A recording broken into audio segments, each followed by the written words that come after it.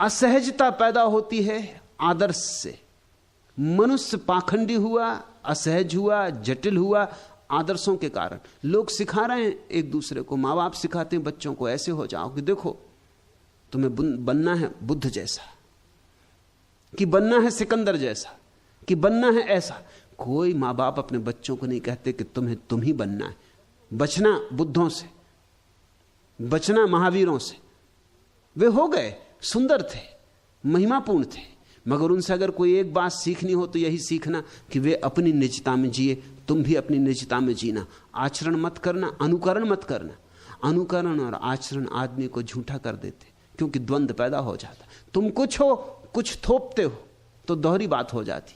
हो कुछ, करते कुछ हो कुछ, बोलते कुछ। तुम्हारे कपड़े कुछ, तुम्हारी आत्मा कुछ। तुम्हारे बाहर भीतर के रंग में भेद पड़ जाता है, तुम्हारे भीतर खंड हो जाते। और खंडित हो जाना असहज है। सहज का अर्थ होता है अखंड जीना। तुम जैसे हो वैसे ही जियो। जरा सोचो इस बात को, यह बहुत बहुमूल्य बात है। तुम जैसे हो बस वैसे जियो, बुरे तो बुरे, भले तो भले। तुम सारी दुनिया को अपनी वस्तु स्थिति से वाकिफ हो जाने दो। तुम अपने को उघाड़ दो। तुम कह दो कि ऐसा मैं हूं, यह मेरी नियति, ऐसा मुझे परमात्मा ने बनाया, उसकी ऐसी मर्जी। स्वीकार करे दुनिया तो ठीक, अस्वीकार करे तो ठीक। जब तुम चाहोगे कि दुनिया मुझे स्वीकार करे ही, तभी अड़चन शुरू होगी। तब यह होगा कि दुनिया जैसा चाहेगी वैसा तुम्हें होना पड़ेगा। जब तुम चाहोगे कि दुनिया मुझे सम्मान दे तो अड़चन शुरू होगी, क्योंकि दुनिया सम्मान देगी अपने शर्त के आधार पर। उसकी शर्तें पूरी करोगे तो सम्मान देगी, उसकी शर्तें अगर पूरी नहीं हुई तो असम्मान करेगी। जिस आदमी ने कुछ होना चाहा वह भयग्रस्त हो जाएगा। जो भयग्रस्त हुआ कमजोर हुआ, आत्मा खोई उसने। कुछ होना मत चाहना, जो तुम हो पर्याप्त हो। परमात्मा की दृष्टि में तुम अंगीकार हो, अन्यथा तुम होते ही नहीं। उसने तुम्हें स्वीकारा है। जुन्नैद के जीवन में कथा है।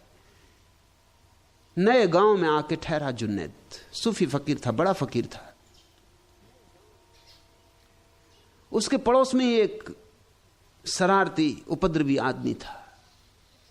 2-4 दिन तो उसने देखा, फिर उसके बर्दाश्त के बाहर हो गए। एक सांझ प्रार्थना कर रहा था, नमाज में था। प्रार्थना के बाद उसने कहा, हे प्रभु, इस आदमी को समाप्त कर। इसकी क्या जरूरत है दुनिया में? ये मेरा पड़ोसी, ये सिवाय उपद्रव के कुछ भी नहीं। ये तेरे लोगों को सताता है, परेशान करता है, दुष्ट है। जुन्नैद को कभी किसी प्रार्थना में परमात्मा का उत्तर ना आया था। उस दिन आया। परमात्मा ने कहा, जुन्नैद तू 4 दिन से यहां है, मैं इस आदमी के साथ 60 साल से हूं। ये 60 साल से मेरा पड़ोसी, क्योंकि मेरे तो सभी पड़ोसी। मैं इसे 60 साल से बर्दाश्त कर रहा हूं, तू 4 दिन ना कर सका। और जब मैं इसे 60 साल से बर्दाश्त कर रहा हूं तो इसमें कुछ होगा, इसका कुछ राज होगा। तुझे ये तो सोचना था कम से कम प्रार्थना करने के पहले कि जो परमात्मा को स्वीकार है उसमें तुझे क्या शिकायत हो सकती। यह बात प्रीतिकर है। जुन्नैद ने उस दिन से फिर किसी आदमी के सुधार की प्रार्थना भी नहीं की, क्योंकि जैसा परमात्मा की मर्जी, जैसा है ठीक है। हम कौन?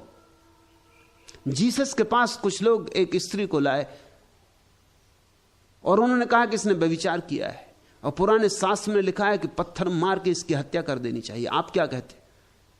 जीसस नदी के किनारे बैठे थे। जीसस सोच में पड़े होंगे, पत्थर मार के हत्या कर देना, अगर इसकी आज्ञा दें तो हिंसा होगी।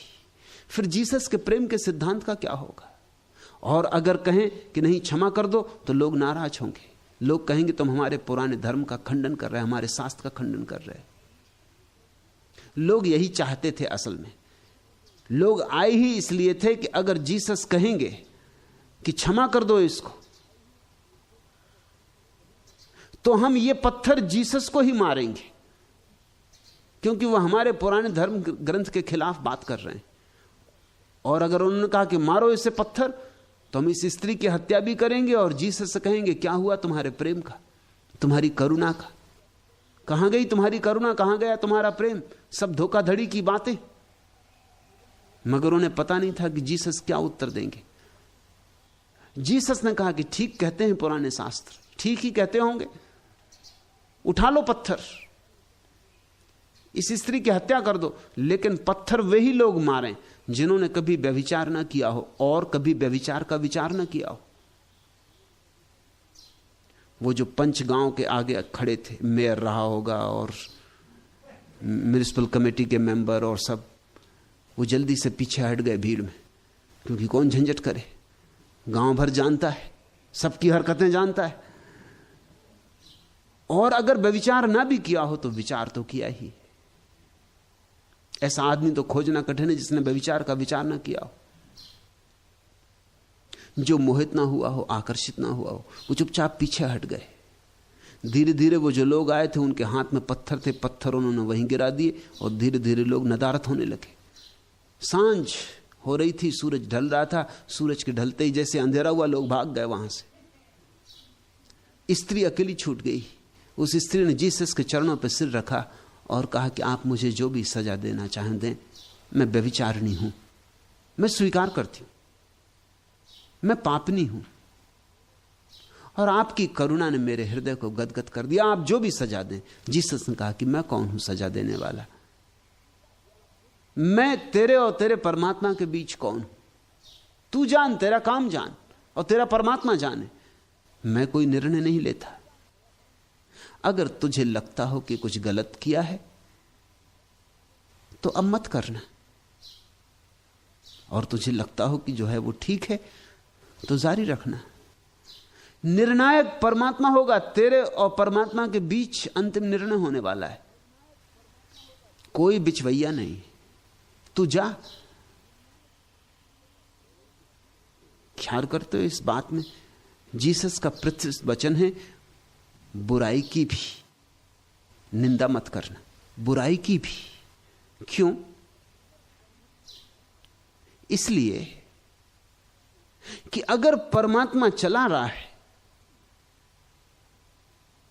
तो कुछ कारण होगा। अपने भीतर जागना, जीना, लेकिन जीने का सूत्र निकलता हो निजता से। सहज जुगतिले आसन करो। अगर तुम्हारा जीवन सहज हो जाए तो बस ठहर गए, आसन लग गया। यही असली आसन है। पालथी मार के और सिद्धासन लगाना असली आसन नहीं है। वो तो कोई भी लगा ले, वो तो कवायद है, व्यायाम है, अच्छा है, करो तो शरीर के लिए स्वास्थ्य कर है, लेकिन उससे कोई आत्मा नहीं मिल जाएगी। सहजता में, निजता में जो आसन लग जाता है तो आत्मा का अनुभव शुरू होता है।